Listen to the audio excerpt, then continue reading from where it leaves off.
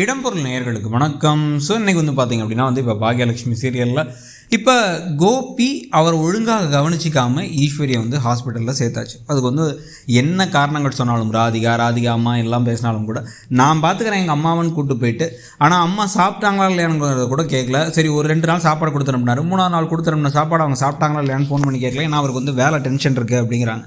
அவ்வளோ வேலை டென்ஷன் இருக்குது அப்படின்னா அம்மாவையும் அப்பாவையும் ஏன் பிரிச்சுக்கிட்டு அம்மா அங்கே இருக்க வேண்டிய இடத்துல இருந்துருக்கலாமே அப்படின்னா அதெல்லாம் இல்லை. என்னோடய ஈகோ பாக்கியா சந்தோஷமாக இருக்கிறத விடாது. என்னோடய பசங்களே என்னை வெளில போக சொல்லிட்டாங்க, அதனால் நான் அழுது சீன் போட்டு எங்கள் அம்மாவை என்னோட கூப்பிட்டு போயிட்டேன் அப்படின்னு சொல்லிட்டு இருக்காரு. இதில் இப்போ என்ன ஆகிடுச்சு அப்படின்னா நார்மல் ஆகிட்டாங்க ஈஸ்வரி. அவங்க இப்போ ஒரு வீட்டுக்கு வந்ததுக்கப்புறமா வாக்கிங்லாம் போகிறாங்க. இன்னமும் தன்னுடைய மகனோட தான் இருக்காங்க, வேறு எங்கேயும் போகல.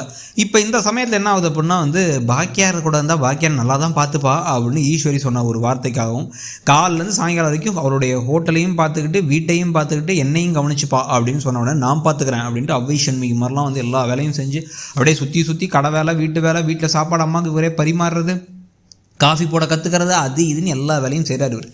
இதெல்லாம் பார்க்கும் பொழுதே ஒரு பக்கம் ராதிகாவுக்கு செம கடுப்பாக இருக்குது. யார் ஒரு சை அப்படின்னு சொல்லிட்டு ஒரு பக்கம் நிம்மதியாகவும் இருக்க முடியல. ஒரு ப்ரெக்னெண்ட்டாக இருக்க ஒரு பிள்ளையை ஒழுங்காக கவனிச்சிக்கணுங்கிற எண்ணமும் கிடையாது.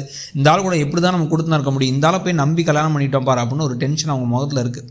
இப்போ இதில் வேறு அவருக்கு ரொம்ப சுற்றி வேலை செஞ்சால் ஒரு மாதிரி நைட்டான கலப்பானதுனால அந்த டென்ஷனில் இவர் என்ன பண்ணுறாரு அப்படின்னா தன்னுடைய முன்னாள் மனைவி கிட்ட போயிட்டு எப்படி நீ வீட்டையும் பார்த்துக்கிட்டு வேலையும் செஞ்சுக்கிட்டு அதுக்கப்புறம் ரெஸ்டாரண்ட்டை பார்த்து கவனிச்சிக்கிறது, மற்ற எல்லா குழந்தைங்களை கவனிச்சிக்கிறது, அம்மாவை பார்த்துக்கிறதுன்னு பார்த்துக்கிட்டு அப்படின்னு கேட்டால் அதெல்லாம் நீங்கள் தான் பெரிய அறிவாளி ஆச்சு, நீங்களே கண்டுபிடிச்சிங்க அப்படின்னு இவங்க வேறு திமிரா வேறு பேசிட்டு வராங்க.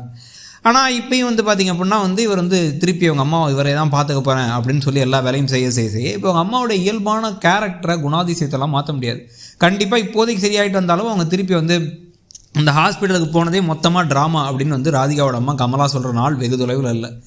போனீங்க வந்துட்டீங்க, ஏன்னா சும்மா பயங்காட்டி என் பொண்ணையும் என்னையும் திட்டுவாங்க வைக்கணும் தானே பண்ணீங்க அப்படின்னு ஏதாச்சும் பேசிக்கிட்டு இருந்தால் அந்த டென்ஷனில் கண்டிப்பாக இன்னமும் பல பிரச்சனைகள்லாம் ராதிகாவுக்கும் கோபிக்கு இடையில் வரதுக்கான வாய்ப்பு இருக்குது.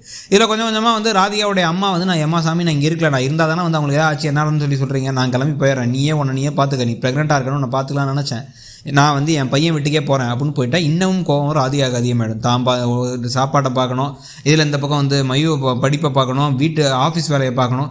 இதுக்கு நடுவில் இப்போ இந்த ஈஸ்வரியும் கோபியும் பண்ணுற இந்த ஓவர் ஆக்ஷன் காரியத்தெல்லாம் பார்க்கணும் அப்படிங்கிற கடுப்பில் ஒரு நாள் கூப்பிட்டு உன்னை போய் நான் கல்யாணம் பண்ண பாரு, என் வாழ்க்கையில் பண்ண பெரிய தப்பே அதான். தனியாக இருக்கும்போது கூட நானாக கார் ஓட்டிக்கிட்டு சொந்த வீட்டில் இருந்தேன், சொந்த வீட்டில் இப்போ இல்லாமல் வாடகை வீட்டில் சின்ன வீட்டில் இருக்கேன். அது மட்டும் இல்லாமல் பார்த்தோன்னா முன்னாடி நானே கார் ஓட்டிக்கிட்டு இருப்பேன், இப்போ கோபியை நீங்கள் ட்ராப் பண்ணியிருக்கீங்களான்னு கேட்குறேன். ஏன் அந்த ஒரு மாற்றம் அப்படின்னா கட்டில் உன்னை நம்பி ஏமாந்தது தான் மிச்சம். பேசாமல் நான் இந்த வேறு வீட்டுக்கு போயிடுறேன், நீ அம்மாவோட இங்கே தனியாக இருந்துக்கப்பா, நான் என்னோடய சொந்த வீட்டுக்கே போயிடுறேன் அப்படின்னு சொல்கிறதுக்கான நாள் வெகு தொலைவில் இல்லை. நீங்கள் என்ன நினைக்கிறீங்க, கதை எப்படி போகுதுன்னு நினைக்கிறீங்கிறத சொல்லுங்கள். தேங்க்யூ. இடம்பொருள் நேயர்களுக்கு வணக்கம். ஸோ இன்றைக்கி பார்த்திங்க அப்படின்னா இப்போ பாக்யலட்சுமி சீரியலில் இப்போ கோபி அவர் ஒழுங்காக கவனிச்சிக்காமல்